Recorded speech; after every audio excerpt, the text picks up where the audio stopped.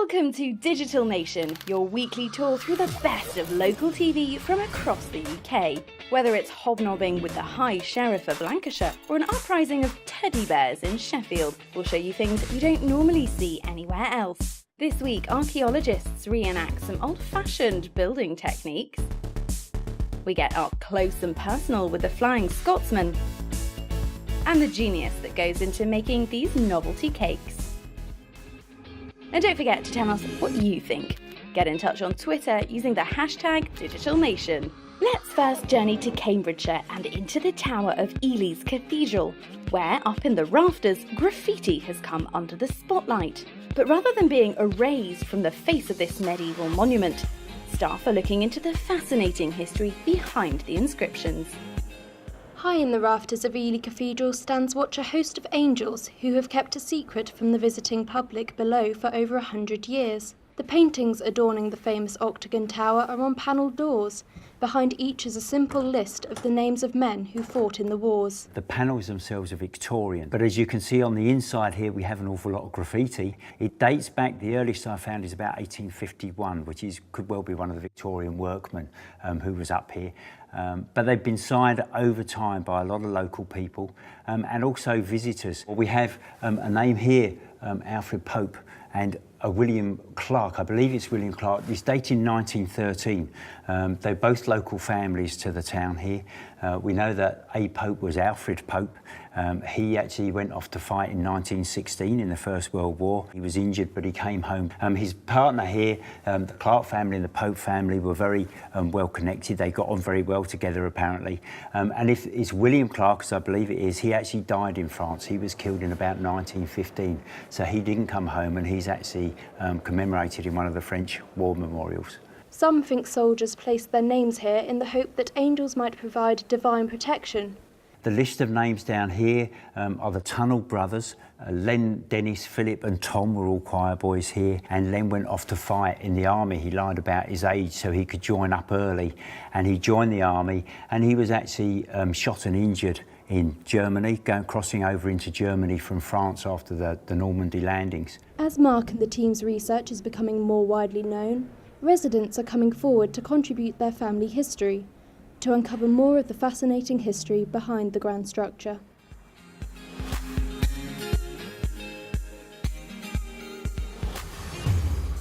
The old adage, different strokes for different folk, doesn't always ring true. In the case of a Birmingham-based folk group, the key is a little bit of harmony, as the 50-strong cast of musicians tune up for their annual tour. 1, 2, 3, 4!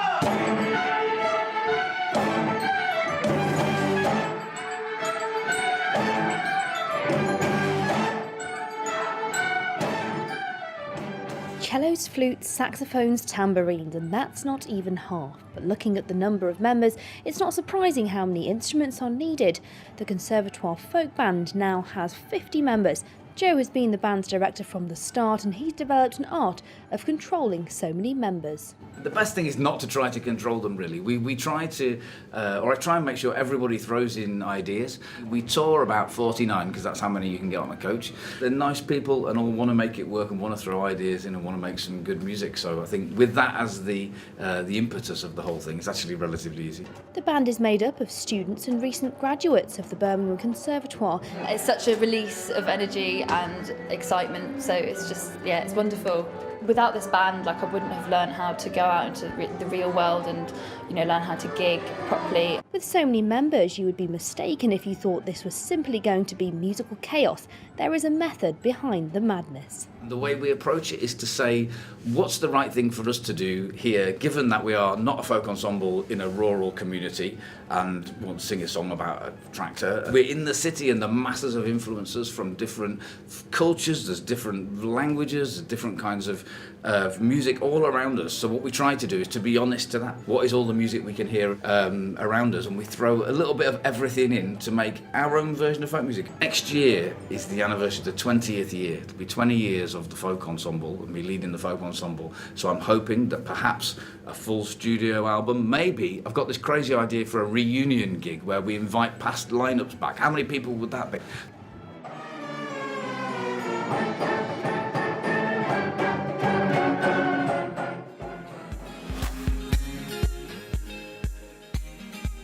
Over to Lancashire now, where we meet the county's new High Sheriff. He's been carrying on the local tradition of hanging his family crest on the walls of Lancaster Castle. It'll sit alongside hundreds of others, dating all the way back to Richard the Lionheart. Today, High Sheriff John Barnett's family shield joined more than 650 on the walls of Lancaster Castle. It's been a wonderful occasion. It's been the history behind the whole Shire Hall, this magnificent building that we're here in Lancashire, the heart of Lancashire. It's just been amazing. We've had a wonderful time. John is a well-known figure of Blackpool, where he has lived all his life, and that's played a part in the design of their family crest.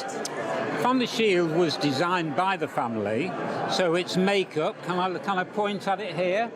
This is me and Danielle, we are the lovebirds, and these are our 4 children, Sam, Ben, Joey and Serena, and the red rose of Lancashire. Blackpool has been very good to us, so we're proud to hang that and Blackpool on the wall here at Shire Hall. The High Sheriff of Lancashire is appointed personally by the Queen. The role stretches back to the middle of the 10th century, and the official shield hanging ceremony is a tradition that many want to see continue. This doesn't happen anywhere else in England. The High Sheriff is nominated by the Queen and creates the new arms which he places on the wall here, and this is one of the most complete examples of armorial bearings in England, and it's a wonderful tradition where every year the new High Sheriff places his shield here, and it's a tradition which we love and is well worth keeping. It's been wonderful. We're incredibly proud. We're proud to be Lancastrians. We're proud to be from Blackpool. And most importantly, I'd like to say how proud I am of my fantastic, wonderful wife, Danielle. A lot of people that are here today are people who work with us to help make life better for people across our county. Glasgow is renowned for its shipbuilding heritage, and this week we go all aboard a boat that survived 80 years of service. The TS Queen Mary had a busy life ferrying passengers before being turned into a London restaurant, and now she's back on the Clyde. The plan is to get her shipshape once again.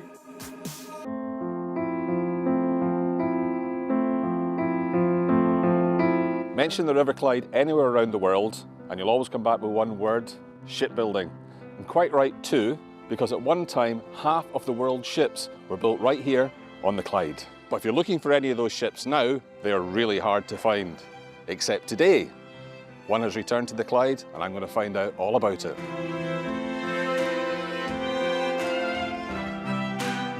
TS Queen Mary was launched in 1933. It was built in the Denny Yard in Dumbarton, who are most famous for the Cutty's Hark. It held 1,800 passengers, taking them from Bridge Wharf beside the Jamaica Bridge in the centre of Glasgow, all the way down to the holiday resorts Doon the Water on the Clyde.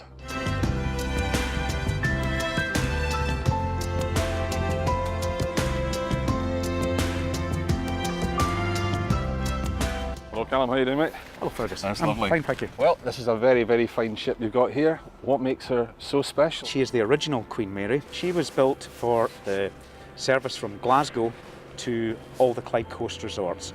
And in her working life, she must have carried millions of Glaswegian holidaymakers to Dunoon, Rothesay, and all the other resorts on the Clyde Coast. She finished trading on the Clyde in the late 1970s. Caledonian and McBrain were operating her, and she was losing a substantial amount of money, and she was expensive to run. The holiday traffic to the Clyde resorts was falling off. The Glaswegians preferred to go for a cheap holiday to Mallorca. We acquired the ship finally in October, and we've worked tirelessly since October to get the ship in such a state that we could have her towed from Tilbury to the Clyde. Yes. And more quickly we can get the money, more quickly we can get the ship into dry dock and get her back out in this quay, painted up and looking resplendent, and then we can concentrate on the major restoration inside the ship. It's been away from Glasgow and the Clyde for over 40 years, but now it's back. And hopefully soon it'll be back in Finniston and Glaswegians will be able to enjoy this wonderful ship once again. Theories about how the Neolithic monument of Stonehenge was built abound. Obviously, there weren't cranes and lorries back in 2500 BC. So just how did the 25-ton stones get there? In London, archaeologists have been putting one of those theories into practice. 1, 2, 3, 4! We're doing what's called experimental archaeology, so we're learning about the past by doing an experiment in the present. And today we're trialling a certain way of moving very large stones, which we suspect may have been used during the Neolithic period, possibly to transport some of the blue stones for the construction of Stonehenge. 2, 3, 2, 1, go! We're using a sledge that's basically, we have an archaeological example of one of these sledges from Japan. It's called a Shura sledge there. Also, we have ethnographic accounts of pre-industrial societies today using very similar sledges to move and manipulate large stones as well. If you want to wave it over there. It's probably going to travel about 100 metres in total, so not really very long when you consider the 220 miles that would have been done for Stonehenge. It's perfectly fitting to have an experiment right here outside the Institute in Gordon Square Park. 3, 2, 1, go! 3, 2, 1, go! 3, 2, 1, go! Well, that brings us to the end of part 1, which means it's quiz time. Which city links Charlotte Brontë, David Hockney and Zayn Malik? Is it A, Bath, B, Bradford, or C, Chester? Find out after the break. Liking the show? Then let us know what you think with the hashtag Digital Nation. Welcome back to Digital Nation. Before the break, we asked you which city links Charlotte Brontë, David Hockney and Zayn Malik? And the answer is B, Bradford. The renowned author, modern artist and famous pop star were all born in the West Yorkshire city. 75 years ago, the last battle cruiser built for the Royal Navy was sunk in the Battle of the Denmark Strait. HMS Hood had been the Navy's pride, and now the ship's bell has been retrieved from the ocean bed and lovingly restored. It's going on display in Portsmouth's historic dockyard. 75 years ago, the Royal Navy suffered its biggest loss of life on any single British warship. It was May 1941. And the HMS Hood was ordered, along with the battleship Prince of Wales, to intercept the German battleship Bismarck and the heavy cruiser Prince Eugen. Early in the Battle of the Denmark Strait, Hood was struck by several German shells, exploded and sank. Due to her perceived invincibility, this loss had a profound effect on the British people. 9 months ago, the bell from the HMS Hood was retrieved from the murky depths. Now, after an extensive restoration process, the bell has been unveiled by Her Royal Highness the Princess Royal as part of a commemorative service to mark the 75th anniversary of the ship. One of those lost on that day from the Hood's crew was Ronald Ernest Faulkner. His sister Eileen explained about the range of emotions that she's felt. The lead up to it has been very challenging. After being so long under the water and then to be brought up, I couldn't say how pleased I was. I think what it is today, I'm thinking more of the family, because with so many children in the family, we all felt it. And of course, Ron had 4 brothers, and they all went into the forces, one after the other, 3 in the Navy, 2 in the Army. So today I feel I'm doing it for them. As part of the day, Princess Anne also officially opened the 36 Hours exhibition, a look back at Jutland 1916, the battle that for some defined the outcome of the First World War. The Hood's bell can be seen as part of the exhibition at Portsmouth's historic dockyard. From boats to trains now, as we get up close and personal with an icon of rail history. The Flying Scotsman was built in 1923 and was the first steam locomotive to officially travel at more than 100 miles per hour. After an extensive restoration, she recently rolled back into Scotland. So I'm here today at Bo'ness and Kinneil Railway to see a bit of history, the legendary locomotive that is Flying Scotsman.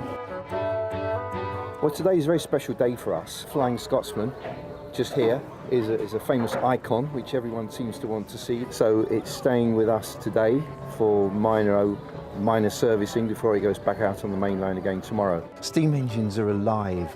You stand by it when it's smoking, it's hot, it chuffs, it moves. Yeah. It's not like a motor car or anything like that, which just purrs along. They've got characters. This is the headquarters of the Bowness and Kinneil Railway. We have facilities here for servicing steam locomotives. It's not working today, so we've taken advantage of it standing there for people to come and see it. I started to the rail when I was 14, and I worked up as a cleaner, a fireman, and I fired on this engine in 1963. And I enjoyed working on them. I always said to them all, it was the finest machine ever built by man. My father was a steam loco driver, still is, and he got me into it when I was young. So I've kind of grown up with it, learned to love it. Basically, it's just become part of my life. This was built in the 20s, wasn't it? That's right. I mean, railways have changed quite a lot since the 20s, so the track's much smoother nowadays. So locos do ride a lot better, so it's not quite as rough as it used to be. But it is still a hot, dirty environment where there's not that much space to swing a cat. Shoveling coal through from the tender into the fire, the coal dust swirls around because of all the wind, so you end up with an absolutely filthy face when you get off. You get coal dust in your eyes. Sometimes you can't breathe very well if you're in a tunnel because the steam's coming, smoke's coming into the cab.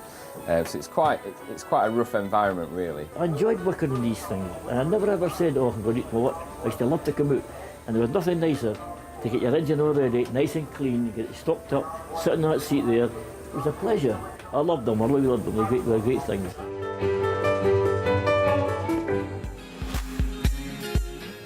If you go down to the woods today, you'll probably find a whole lot of trees. That's because the teddy bears have foregone their traditional picnic in favour of a convention. Teddy artists and enthusiasts have gathered in Sheffield to share their love of the perennially popular cuddly bear. This is the Great Yorkshire Teddy Bear event. We're in our 8th year now. I set it up because as a teddy bear artist I did a lot of other conventions and events. There are teddy bear shows all over the country, but I wanted to bring an event to Sheffield that brought other teddy bear artists from other countries, other towns and cities to Sheffield. You're going to have to tell me what a teddy bear artist is. We make teddy bears, but they generally tend to be like one-of-a-kind pieces. As any artist, have their own collector base.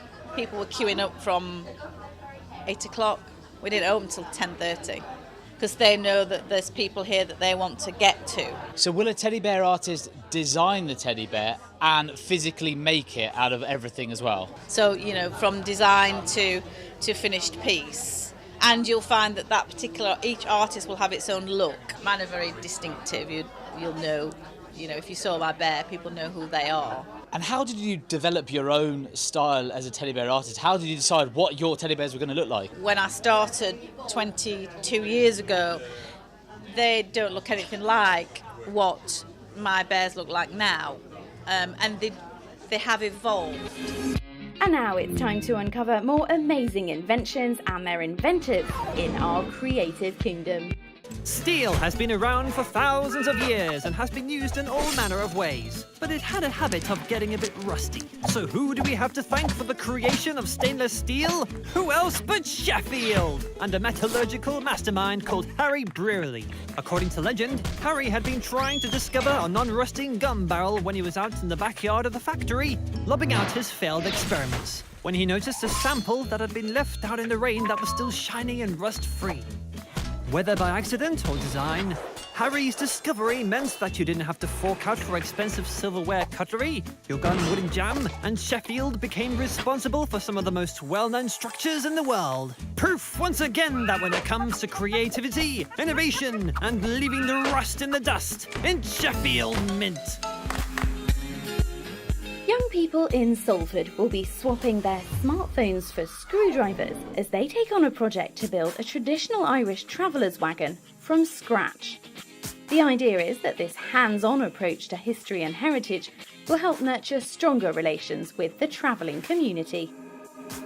Salford City Council and Salford Museum and Art Gallery won £50,000 of funding to launch a Bringing Heritage Alive project. It's an opportunity for young people from the traveller and non-traveller community to work on a project which has value for the wider community. It's about, in its essence, building a traditional Irish traveller wagon from scratch. This is an example of what the wagon will look like once completed. The project is being led by Irish traveller Paddy Ward. He wants to pass on the traditional skills involved, as well as addressing misunderstanding and myths about the travelling community. Oh, very proud. It's a big thing. It's a big thing in our community for my father to get a lot of people involved in the making of this wagon.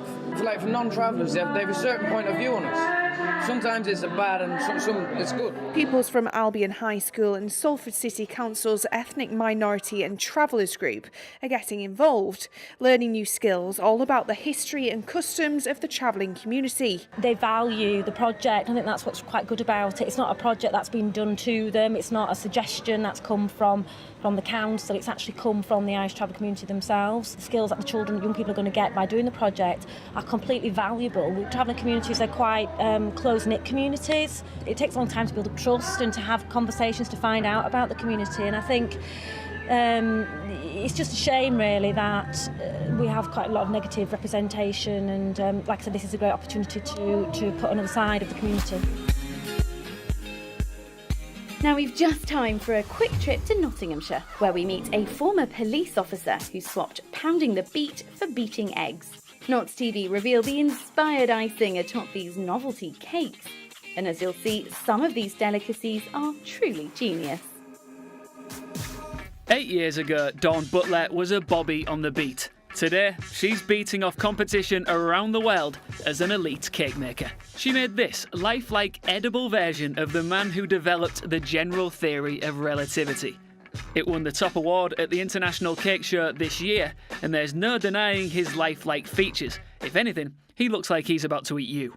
The question is, why Albert Einstein? I'd used a brand new technique, which was using noodles for hair. So I thought, OK, we'll change the concept a little bit, still do a bust, but I'll use rice noodles, which were white. Then I thought to myself, what could I do with white hair? Well, who's got the most iconic, bushy white hair that there is around? And that's Einstein's. These cakes don't just look good, do they? They taste good too. I've heard so, yes. Funnily enough, I'm sick of eating cake. Dawn's made cakes for all kinds of people. This huge crocodile was for David Hasselhoff when he visited Notts recently. And she's not finished yet. In fact, she's about to live out a career dream. The cake of my dreams would be to make Prince William a flying helicopter cake. So a cake actually flies. And I had an email whilst on the beach in Miami on Wednesday, asking me if I would like to make that very same cake for Prince William. So first came the royal wedding, then the royal babies, now the royal cake. Genius. And that's all we've got time for on this week's rundown of the best of local TV. If our stories have inspired you, don't forget you can catch up on previous episodes of the show at bbc.co.uk/digitalnation. Or why not check out your local TV station's website. But until next week, from me, bye-bye.